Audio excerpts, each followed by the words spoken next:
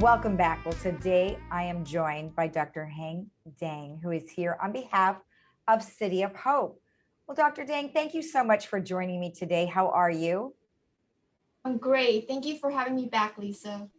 You're welcome. Now, you are a breast oncologist surgeon, correct? Yes, I am a breast surgical oncologist at Newport Beach, Seat of Hope. Perfect. And many things come into play when someone is diagnosed with breast cancer. Now, is there a variety? We'll talk a little bit more about some of the things that happens when someone is diagnosed, but tell me a little bit about yourself.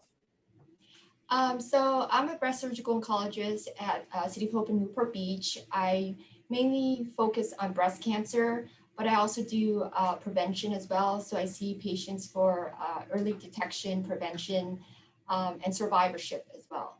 Okay. Okay. Now, let's talk a little bit about, when someone is diagnosed with breast cancer, what are some of the things that go through their mind? Usually they're afraid, scared, uncertain. And the best way to help them is to be supportive, encourage them, give them hope, and try to go through the process. Treat them like a family, and or just treat them like if you were in their shoes. So give them the understanding of the disease, but also the treatment options that are available, and Mhm. encouraging them that there is light at the end of the tunnel.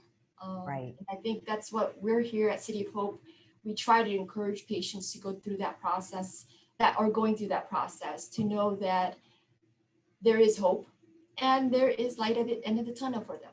Right. And there's a lot of things that I know City of Hope does. I've talked to several people there, and it's always been so nice and uplifting. And you guys are always very comforting to anyone that goes through your doors, which I think is probably one of the key things, why people would choose City of Hope to go to. Now, prior to actually being diagnosed with something like this, there are some things that we might be able to do to help us prevent any kind of cancer. And it could be potentially through nutrition. So tell me a little bit about how that would work. So, as far as cancer risk reduction, diet and exercise has been shown to be very beneficial. Okay. There are certain diets that would increase the risk for cancer, and there's certain diets that would help prevent cancer. Okay. And that's the important part, understanding which food or dietary restrictions that an individual should take or consume to help them prevent cancer risk. Okay. So as we get older, obviously, it's a little harder for us to keep that weight off, which I tend to talk to very many people that are over 50. We're just like, wait a second, what happened to our metabolism, right? Because it's just not working quite as effectively as we would want it to. So when you're speaking to people, mainly women who, are over 50 and they've been trying to lose weight, but menopause takes a lot out of them, or it's a lot harder for people who are going through menopause, even postmenopausal. So how do you talk to a woman in that regard when you see her, prior or during the time that she may be having her mammogram or, something along those lines? I try to encourage them. We know that obesity is really 1/3 of the American population is obese. So we know that we have to focus on diet and exercise. So I encourage them that it's very difficult. You lose the energy from being postmenopausal, you lose all these hormone components that have given you that drive to be motivated to go and exercise.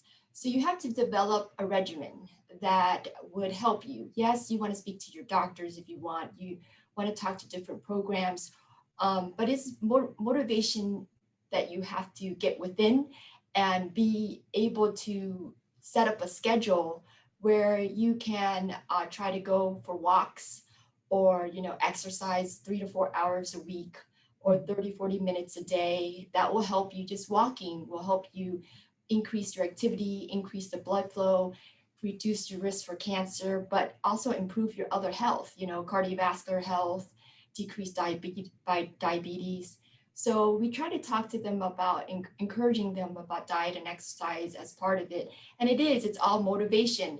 Also, ask a friend. Working out with a friend or a partner is always very helpful. So we encourage them to engage in the activity with someone else because it makes them more motivated to actually go and do it.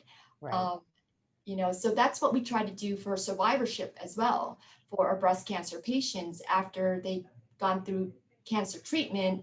We try to encourage them to be more active because it's hard. It's hard when you've gone through chemotherapy, gone through radiation, and your motivation is very limited. And so we try to encourage patients in that way with different programs. Yeah, I think that that's definitely key because you mentioned chemotherapy, and sometimes that can really take a lot out of somebody. It doesn't make them feel very good. Like you said, they might be fatigued and tired. So having people support you, I think, is really key. So that's awesome information.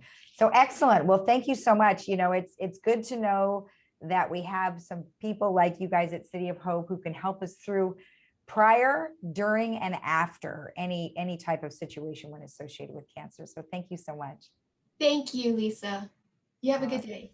All right. Thank you. You too. Thanks for having me. You're welcome. And we'll be right back after this.